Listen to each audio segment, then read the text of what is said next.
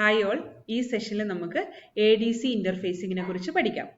ADC is analog to digital converters.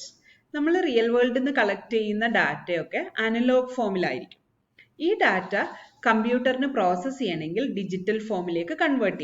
Okay, that is computer digital form data process. So, that use devices ADC analog to digital converters. അതായത് നമ്മൾ real വേൾഡിൽ നിന്ന് collect ചെയ്യുന്ന analogue ഫോമിലുള്ള data കമ്പ്യൂട്ടറിന് process ചെയ്യാൻ വേണ്ടി digital ഫോമിലേക്ക് convert ചെയ്യാനുള്ള ഡിവൈസസ്. അപ്പോൾ ഈ റിയൽ വേൾഡിൽ നിന്ന് നമ്മൾ കളക്ട് ചെയ്യുന്ന data means temperature, pressure, humidity, velocity etcetera. Okay, so these are examples of physical quantities. Okay, അപ്പോൾ ഈ physical quantities R converted into electrical signals using devices called transducers. Okay, so what are transducers? Transducers are the devices that convert physical quantities into electrical signals.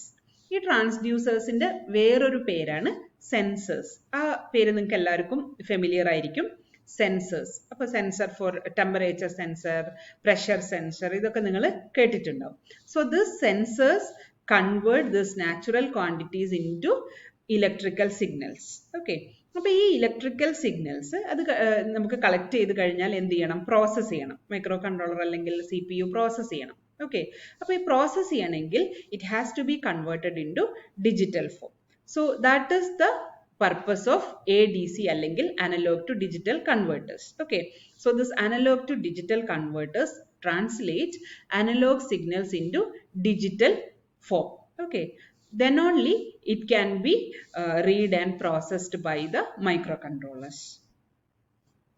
അപ്പോൾ ഈ diagram എന്ന് പറഞ്ഞാൽ it shows microcontroller connection to sensor via ADC. അപ്പോൾ ഈ sensor data collect ചെയ്യും, real ടൈമിൽ data collect ചെയ്യും, എന്നിട്ട് അതിനെ പ്രോസസ്സ് ചെയ്യുന്നതിന് മുമ്പ് ADC എന്ത് ചെയ്യും? അതിനെ കൺവേർട്ട് ചെയ്യും. ഓക്കെ, അപ്പോൾ ഈ അനലോഗ് സിഗ്നൽസിനെ ഡിജിറ്റൽ ഫോമിലേക്ക് കൺവേർട്ട് ചെയ്തിട്ടാണ് പ്രോസസ്സറിന് കൊടുക്കുന്നത്. So this is a block diagram of 8-bit ADC. 8-bit ADC means അതിന്റെ ഔട്ട്പുട്ട് 8-bit ആയിരിക്കും. ഓക്കെ, അപ്പോൾ ഈ അനലോഗ് ആയിട്ടുള്ള ഡാറ്റ എന്തായിട്ട് കൺവേർട്ട് ചെയ്യും? ഡിജിറ്റൽ ഫോമിലോട്ട് കൺവേർട്ട് ചെയ്യും. So next, what are the characteristics of an ADC? Okay, there are different characteristics. അപ്പോൾ അതിൽ ഇമ്പോർട്ടൻ്റ് ആയിട്ടുള്ള കുറച്ച് ക്യാരക്ടറിസ്റ്റിക്സ് ആണ് ഇതിൽ പറയുന്നത്. First one is resolution. Okay, the ADC has n-bit resolution. This n can be 8, 10, 12, 16 or 24.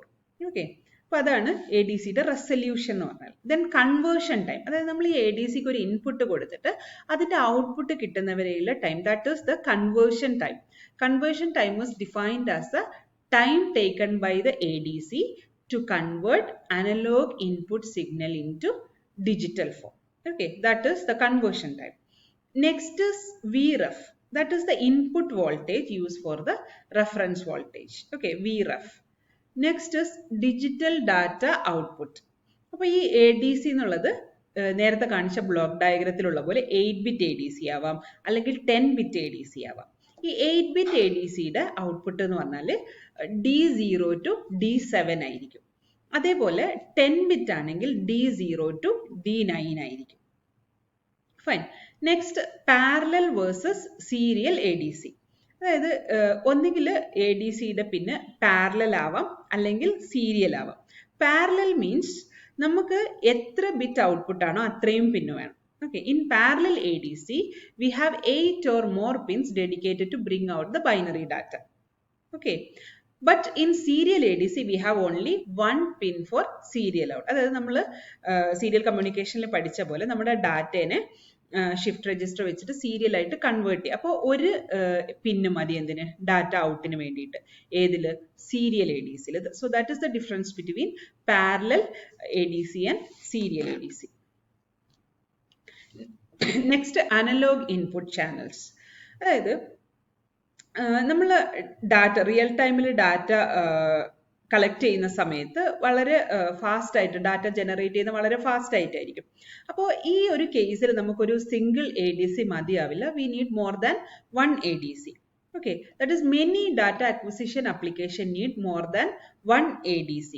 So for this reason, there are ADC chips with 2, 4, 8 or even 16 channels on a single chip. അതായത് നമ്മുടെ application അനുസരിച്ച്. Start conversion and end of conversion.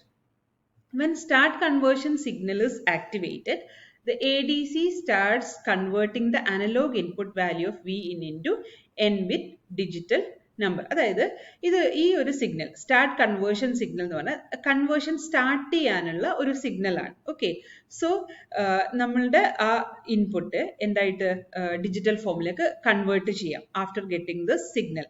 Okay, ഇനി ഈ conversion കഴിഞ്ഞു കഴിഞ്ഞാൽ after completion of this data conversion the end of conversion signal notifies the CPU to take out the data. അതായത് processing complete ചെയ്തു, next you can take it, അതായത് digital ഫോമിലേക്ക് convert ചെയ്ത് ഇനി നിങ്ങൾ ബാക്കിയുള്ള പ്രോസസ്സ് ചെയ്തോ എന്നുള്ള നിലക്ക് CPU-നെ നോട്ടിഫൈ ചെയ്യും. So that is start conversion and end of conversion signals. Okay, so these are the major characteristics of ADC: resolution, conversion time, VREF, digital data output, parallel and serial ADC, analog input channels, start conversion and end of conversion. Okay. Next ADC programming in the AVR ആണ്. അത് നമുക്ക് അടുത്ത സെഷനിൽ എടുക്കാം. അപ്പോൾ ഇന്ന് just basic എന്തൊക്കെയാണ് ADC, എന്താണ് ADCയുടെ ബേസിക് ഫങ്ഷൻ എന്താണ്, അതേപോലെ what are the major characteristics, ഇത്രയും കാര്യങ്ങളാണ് ഈ സെഷനിൽ പഠിച്ചത്.